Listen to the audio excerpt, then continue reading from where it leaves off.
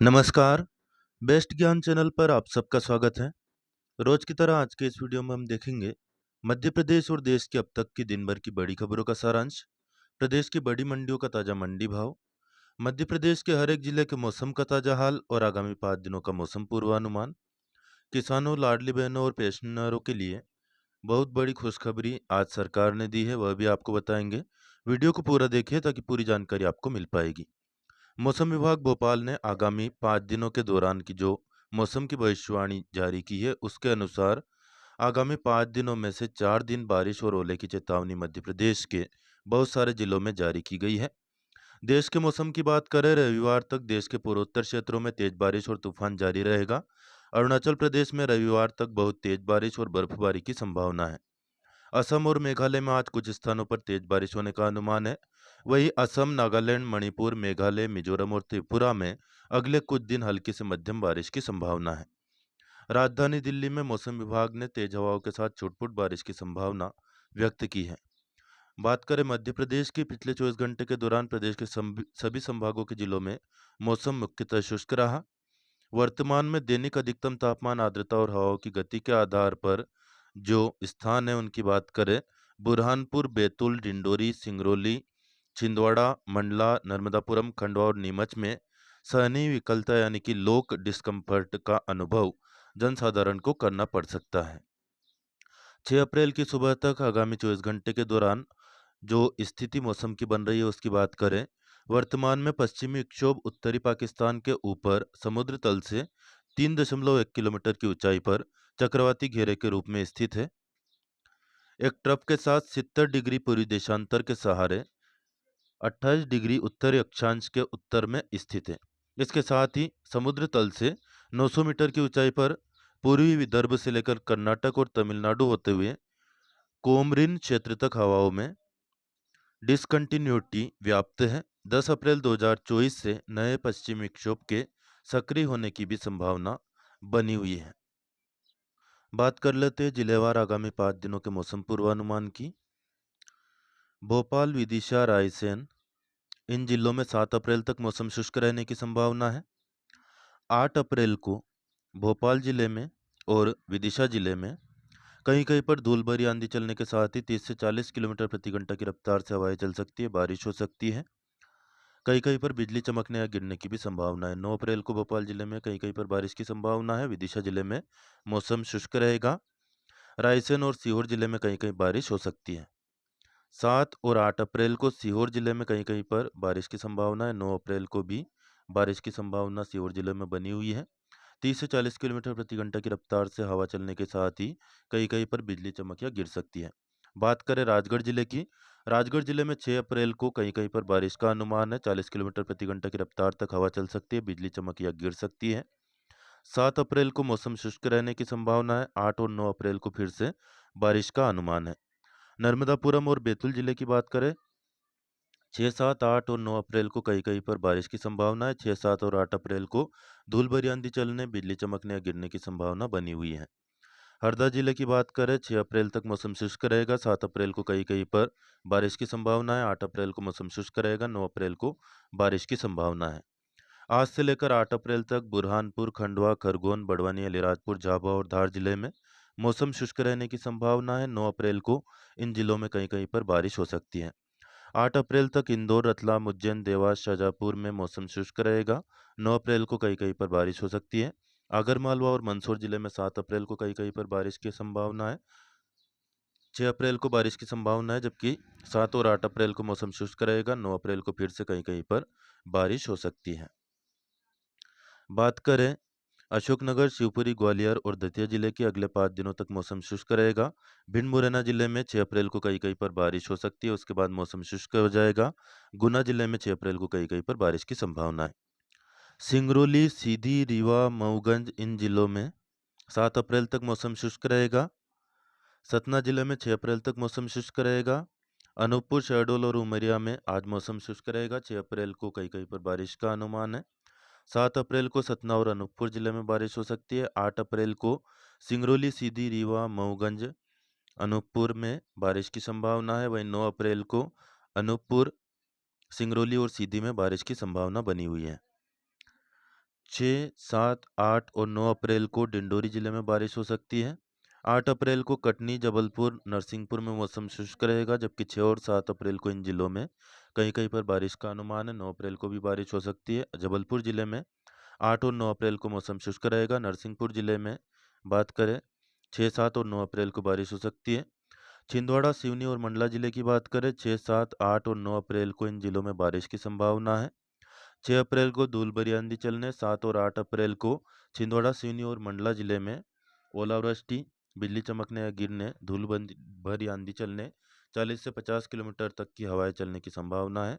वहीं 9 अप्रैल को कहीं-कहीं पर बारिश हो सकती है। अन्य जिलों की बात करें 7 और 8 अप्रैल को बालाघाट जिले में ओलावृष्टि के साथ ही धूल भरी आंधी चलने और बारिश की संभावना है। 9 अप्रैल को कहीं-कहीं पर बारिश हो सकती है। पन्ना जिले में 7 अप्रैल को ओलावृष्टि हो सकती है। 8 और 9 अप्रैल को मौसम शुष्क रहेगा। दमोह जिले में 8 अप्रैल तक मौसम शुष्क रहने की संभावना है। 9 अप्रैल को कहीं-कहीं पर बारिश होगी। सागर जिले में 7 अप्रैल को कहीं-कहीं पर बारिश हो सकती है। छतरपुर, टीकमगढ़ और निवाड़ी जिले में अगले 5 दिन मौसम शुष्क रहने की संभावना है। मेहर और पांडुर्ना जिले में आज मौसम शुष्क रहेगा। 6 अप्रैल को पांडुर्ना में कहीं-कहीं पर बारिश की संभावना है। मेहर जिले में 7 अप्रैल को बारिश की संभावना है। पांडुर्ना जिले में 7 और 8 अप्रैल को धूल भरी आंधी चलने, बिजली चमकने या गिरने, ओलावृष्टि की चेतावनी जारी की गई है। 9 अप्रैल को कहीं-कहीं पर बारिश की संभावना है। यह था दोस्तों प्रदेश के सभी 55 जिलों का आगामी 5 दिनों का जिलेवार मौसम पूर्वानुमान। अन्य प्रमुख खबरों की बात करें, दिल्ली की एक विशेष अदालत ने मुख्यमंत्री अरविंद केजरीवाल की वकीलों के साथ कानूनी बैठकों की संख्या बढ़ाने के संबंध में जो याचिका थी, उस पर आदेश सुरक्षित रख लिया है। राओज एवेन्यू अदालत की जो विशेष न्यायाधीश हैं, इनका नाम है कावेरी बाऊजा। 9 अप्रैल को ये फैसला सुनाने वाली है। आज के अनाज मंडी भाव, आलू, प्याज, लहसुन भाव की बात करें, शाजापुर मंडी में 5 अप्रैल को प्याज एक्स्ट्रा सुपर 1700, सुपर प्याज 1600, एवरेज प्याज 1400, गोल्टा 800, गोल्टी 500, छाटन 300 रुपये तक बिका। लहसुन एक्स्ट्रा सुपर 14,500, सुपर 12,500, एवरेज मोटी 10,000, मीडियम 8,000 और बारीक 5,500 तक बिका। आलू ज्योति 2,000, सोना चिप्स 2,000, एवरेज मोटा 1,800, गुल्ला 1,400, छाटन 1,300 और बारीक 950 प्रति क्विंटल तक बिका। अनाज मंडी के भाव बाद में देखेंगे। सबसे पहले आरटी के संबंध में जो आवेदन हो रहे हैं, दूसरा चरण चल रहा है, इसके बारे में आपको बता देते हैं। बहुत सारी जो वेबसाइट है उन पर भ्रामक जानकारी दी गई है कि आरटी प्रवेश प्रक्रिया द्वितीय चरण के ऑनलाइन आवेदन हो रहे हैं। फिलहाल ऐसा नहीं है। ऑनलाइन निःशुल्क प्रवेश प्रक्रिया जो है, इसके लिए डबल से आवेदन नहीं हो रहे हैं, लेकिन काउंसलिंग की प्रक्रिया चल रही है। यहाँ पर स्पष्ट रूप से कहा गया है कि आवेदकों को पृथक से आवेदन और सत्यापन कराने की आवश्यकता नहीं है। आवेदन में केवल स्कूल की चॉइस ही अपडेट हो सकेगी ऑनलाइन। द्वितीय चरण में स्कूल चॉइस अपडेट करने हेतु वह आवेदक पात्र नहीं है जो कि सत्यापन उपरांत अपात्र पाए गए थे। जिन आवेदकों को प्रथम चरण में स्कूल आवंटन हुआ है और आवंटित स्कूल में प्रवेश ले लिया है, वह द्वितीय चरण के लिए पात्र नहीं है। आवेदक जिन्होंने सत्र 2024-25 प्रथम चरण में आवेदन किया था और सत्यापन उपरांत पात्र पाए गए थे, किंतु पहले चरण में कोई स्कूल आवंटित नहीं हुआ है या फिर पहले चरण में आवंटन उपरांत संबंधित स्कूल में प्रवेश नहीं लिया है, वे दूसरे चरण के लिए स्कूल की चॉइस अपडेट कर सकते हैं। आवेदकों द्वारा स्कूल की चॉइस को अपडेट किए जाने की जो तिथि थी 2 से 4 अप्रैल। ऑनलाइन लॉटरी 8 अप्रैल को निकलेगी। आवंटन उपरांत स्कूल में प्रवेश और संबंधित स्कूल द्वारा मोबाइल ऐप में एडमिशन की रिपोर्टिंग 12 से 18 अप्रैल तक की जानी है। अब देख लेते हैं आज के ताज़ा अनाज मंडी भाव खुजनेर मंडी के। ब्यावरा मंडी की बात करें तो ब्यावरा मंडी 5 अप्रैल को बंद थी। माँ कर्माबाई की जो जयंती थी, माँ कर्माबाई जयंती होने के कारण मंडी में नीलामी कार्य बंद रहा। खुजनेर मंडी की बात करें, गेहूं का अधिकतम भाव रहा 2330 रुपये, सोयाबीन 4540 रुपये, मसूर 5685 रुपये, रायडा 4745 रुपये और चना 5395 रुपये तक बिका। वही 4 अप्रैल को ब्यावरा मंडी में गेहूं का अधिकतम भाव 2525 रुपये, चना का 5340 रुपये, सोयाबीन का 4615 रुपये, सरसों 4775 रुपये, मसूर 5840 रुपये, धनिया 10,200 रुपये तक बिका। लेकिन औसत भाव की बात करें तो गेहूं 2405, चना 5220, सोयाबीन 4460, सरसों 4644, मसूर 5610 और धनिया 7720 रुपये प्रति क्विंटल तक बिका। वहीं खुन्नर मंडी में 5 अप्रैल को गेहूं का औसत भाव रहा 2290 रुपये, सोयाबीन का 4350 रुपये, मसूर 5450 रुपये, रायडा 4600 रुपये और चना 5075 रुपये प्रति क्विंटल। वर्ल्ड बैंक ने अनुमान जताया कि साल 2024 में भारतीय अर्थव्यवस्था 7.5% की दर से विकास करेगी। पहले जो दर थी 1.2% उससे ज़्यादा है। दक्षिण एशियाई देशों की कुल विकास दर तेज रहेगी। वर्ल्ड बैंक की रिपोर्ट के अनुसार अगले 2 वर्षों में दुनिया में सबसे तेज विकास दक्षिण एशियाई क्षेत्र में ही होगा। साल 2025 में भी दक्षिण एशियाई देशों की कुल विकास दर 6.1% रहने का अनुमान है। दोस्तों, अब घर बैठे अपने मोबाइल से आप आयुष्मान कार्ड बना सकते हैं। इसके लिए आपको डाउनलोड करना होगा प्ले स्टोर पर जाकर के आयुष्मान ऐप सर्च करेंगे आप उसमें अपने नाम बेनिफिशियरी लिस्ट में। उसके बाद में create your card bye completing Aadhaar e-KYC होगा, ओटीपी के जरिए हो जाएगा और उसके बाद में आपका जो आयुष्मान कार्ड है वह डाउनलोड हो जाएगा। आप पूरी प्रक्रिया जानना चाहते हैं तो कमेंट करके बताएं, एक सेपरेट वीडियो आपके लिए मैं बना दूंगा, उसमें पूरी प्रक्रिया दे दी जाएगी विस्तार से समझा करके। दुनिया के जो सबसे बुजुर्ग है दोस्त, 114 की उम्र में उनका निधन हो गया है। बहुत सारे लोग बड़ी बड़ी लंबी लंबी फेंकते हैं कि हमारे जो बुजुर्ग हैं, हमारी दादी है, दादा है, उनकी उम्र 120 साल है, 115 साल है, लेकिन दुनिया में जो वर्ल्ड रिकॉर्ड है वह है अधिकतम उम्र 114 साल का। और वेनेजुएला में रहने वाले दुनिया के सबसे बुजुर्ग शख्स जुआन विसेंट, इनका नाम था पेरेज मोरा, जिनका 114 साल की उम्र में निधन हो गया है। फरवरी 2022 में जुआन को सबसे बुजुर्ग शख्स होने के Guinness book of world record से नवाजा गया था।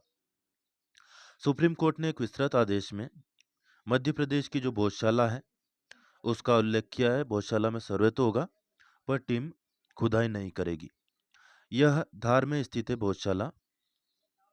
इसके मुताबिक कोर्ट ने सर्वे तो जारी रखने के लिए कहा है, लेकिन यह भी साफ कर दिया है कि यहाँ पर खुदाई नहीं की जाएगी। टीम को सर्वे शुरू किए गए 13 दिन हो गए हैं। सर्वे शुरू करने के 3-4 दिन बाद से ही परिसर के आसपास खुदाई शुरू कर दी गई थी।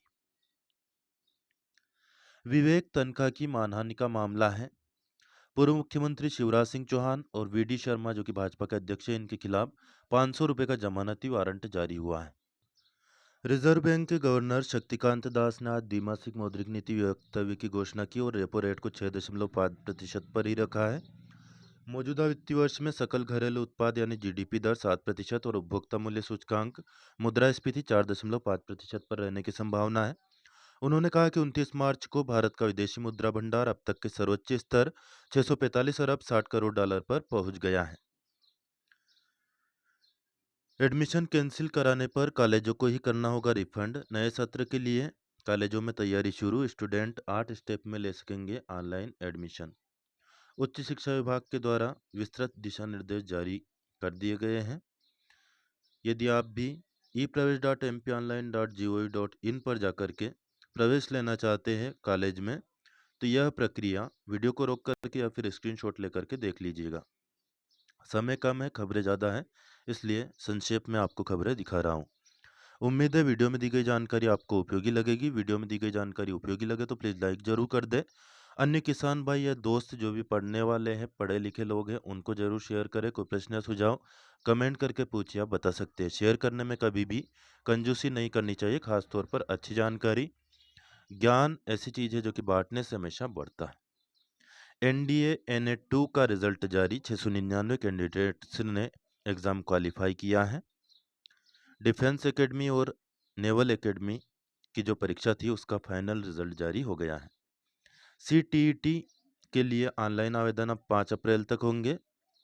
7 जुलाई को ली जाने वाली केंद्रीय शिक्षक पात्रता परीक्षा यानी CTET के लिए ऑनलाइन आवेदन की अंतिम तारीख 5 अप्रैल तक बढ़ाई गई है। CTET के लिए 2 अप्रैल तक आवेदन के दौरान आखिरी दिन तकनीकी समस्या को देखते हुए आवेदन नहीं कर पाए थे अभ्यर्थी, इसके लिए तारीख बढ़ाई गई है।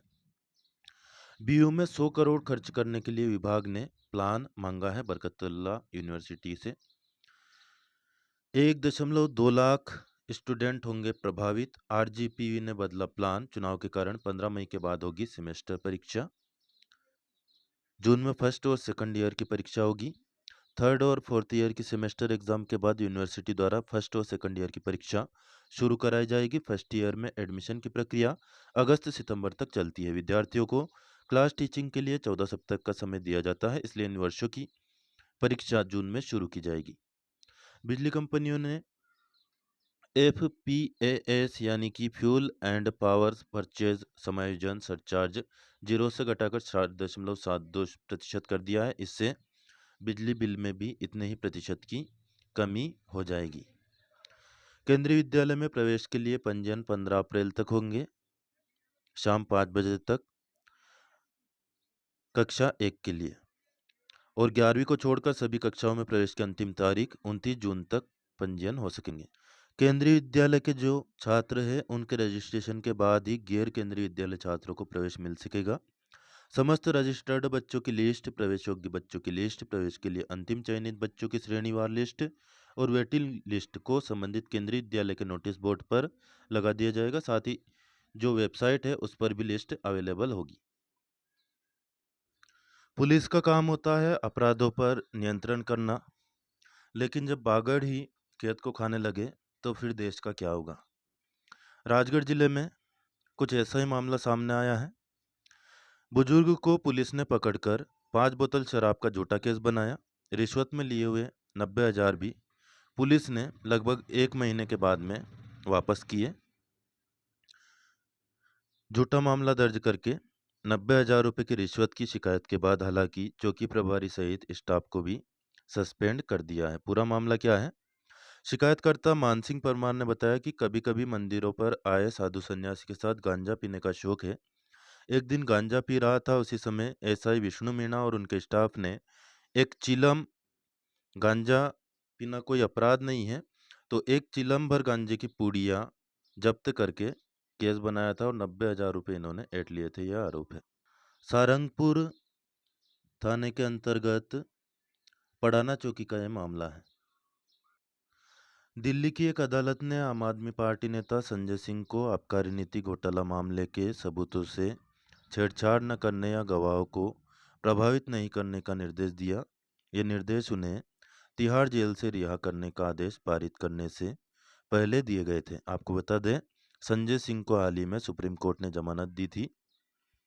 संजय सिंह लगातार भाजपा पर उसके बाद ही से हमलावर हैं और आरोप लगा रहे हैं कि जो भी घोटाला हुआ है उसमें बड़ा हाथ भाजपा का है।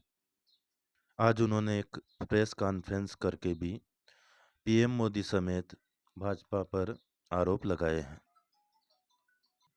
बरकतुल्ला यूनिवर्सिटी यानी बीयू में यूजीपीजी में सीयूईटी से होंगे एडमिशन, श्रेष्ठ क्वालिफाइंग एग्जाम के आधार पर होंगे। सीयूईटी में क्या है, बीबीए और बीकॉम नहीं थे शामिल। सीबीएसई 12वीं में कॉम्पिटेंसी सवालों का वेटेज 10% बढ़ेगा। Central board of secondary education ने साल 2024-25 की परीक्षाओं के मार्किंग पैटर्न में बदलाव किया है। यह बदलाव 12वीं कक्षा के एग्जाम में होगा। सीबीएसई की ओर से जारी सूचना के अनुसार अब तक कॉम्पिटेंसी पर आधारित मल्टीपल चॉइस क्वेश्चन वेटेज 40% रहता था। अब 2024-25 में उनका अंक भार 50% कर दिया गया है। सीटेट आवेदन का आखिरी दिन है आज। अभ्यर्थी रात 11:59 तक आवेदन कर सकेंगे। सीबीएसई द्वारा 7 जुलाई रविवार को सीटेट के 19वें संस्करण का आयोजन किया जाएगा।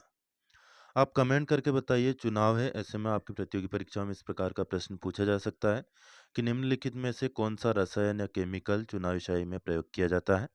Sodium nitrate, silver nitrate, aluminium nitrate या फिर पोटेशियम नाइट्रेट? कमेंट करके बताइएगा। ये कुछ और खबरें और काम की जानकारी है जो कि मैं आपको बताना चाहता हूँ। स्क्रीनशॉट लेकर के आप पढ़ सकते हैं। फिलहाल वीडियो काफ़ी लंबा खिंच गया है। डेली न्यूज़, करंट अफेयर्स, सरकारी योजना और नौकरी की जानकारी के लिए इस चैनल पर नए हो तो चैनल को सब्सक्राइब जरूर कर लीजिए, और ऑलरेडी सब्सक्राइब कर चुके हैं तो बेल आइकन यानी कि घंटी का बटन जरूर प्रेस कर देना ताकि आपको नोटिफिकेशन मिलना स्टार्ट हो जाएगा। इलाहाबाद हाई कोर्ट ने UP board of Madrasa education act 2004 को असंवैधानिक करार दिया था। इसके खिलाफ सुप्रीम कोर्ट में याचिका लगाई गई थी, पर आज जुम्मे के दिन सुप्रीम कोर्ट ने UP board of Madrasa education act 2004 को असंवैधानिक करार देने वाले इलाहाबाद हाई कोर्ट के फैसले पर अंतरिम रोक लगा दी है। हाल ही में सीएम मोहन यादव ने किसानों के लिए जो बड़ी घोषणा कर रखी है, उसका परिणाम ये आ रहा है कि किसान अपनी जो फसल है, उसको समर्थन मूल्य पर तुलवा सकते हैं। किसानों के लिए अच्छी खबर ये है कि गेहूं का भाव जो कि समर्थन मूल्य और बोनस को मिलाकर 2400 रुपये घोषित किया गया था, वह किसानों को मिलने लगा है। तो जो पिछली बार हुआ था कि बोनस की घोषणा कर दी गई थी लेकिन दिया नहीं गया था, लेकिन इस बार ऐसा नहीं होगा। इस बार भले ही सरकार ने 2700 रुपये की गारंटी देने का वादा पूरा नहीं किया है, लेकिन 2400 रुपये की जो घोषणा की गई है उसके आदेश भी जारी हो गए हैं। और इस बार किसानों के खाते में जो राशि है वह 2275 रुपये प्रति क्विंटल यानी कि न्यूनतम समर्थन मूल्य के हिसाब से नहीं आएगी, बल्कि बोनस को मिलाकर 2400 रुपये आने वाली है। वही मसूर का न्यूनतम समर्थन मूल्य 6425 रुपये प्रति क्विंटल है और चने का 5230 रुपये प्रति क्विंटल है। ऐसे में किसान भाई मसूर और गेहूँ समर्थन मूल्य पर तुलवा सकते हैं, क्योंकि मंडी में भाव 2400 रुपये से नीचे है। थोड़ा बहुत फायदा किसानों को समर्थन मूल्य पर पंजीयन करवाया होगा तो समर्थन मूल्य पर बेचने में हो जाएगा। लाडली बहनों के लिए अच्छी खबर है। राशि 10 तारीख को ट्रांसफ़र करने के निर्देश है, लेकिन इस बार 5 दिन पहले 5 तारीख को ही राशि ट्रांसफ़र कर दी गई है। 1250 रुपये ट्रांसफ़र कर दिए गए हैं। किसानों के लिए अच्छी खबर दे ही चुका हूँ। इसके अलावा इस बार नया नियम ये बना दिया गया है कि जैसे लाडली बहनों के खाते में राशि डाली जाएगी, वैसे ही पेंशन हितग्राहियों के खाते में भी राशि डाल दी जाएगी। तो पेंशन वाले जो हितग्राही है उनके खाते में भी राशि पेंशन की आज ही डाल दी गई है। फिलहाल इस वीडियो में इतना ही। धन्यवाद। जय जवान जय